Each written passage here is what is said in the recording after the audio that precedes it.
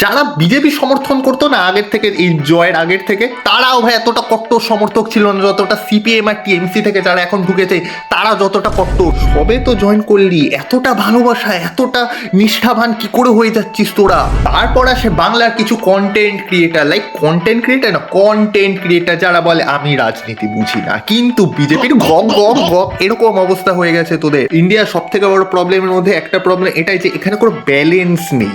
না হলে আমি খুব সাপোর্ট করছি, অন্ধ সাপোর্ট, না হলে একদমই সমর্থন করবো না, লাইক এদের এগোতেই দেবো না, এরকম টাইপের একটা ব্যাপার। আর এটা ভেবো না যে আমি বিজেপিকে কিছু বলছি বা বিজেপির লোকদের কিছু বলছি। আমার প্রবলেম হচ্ছে এই যারা এই কনভার্ট হয়ে গেল, লাইক তোরা যতটা পার্টি আর যতটা নাটক করছিস না ভাই, শাহরুখ খান দেখে বলবো এরকম অবস্থা হয়ে গেছে তোদের।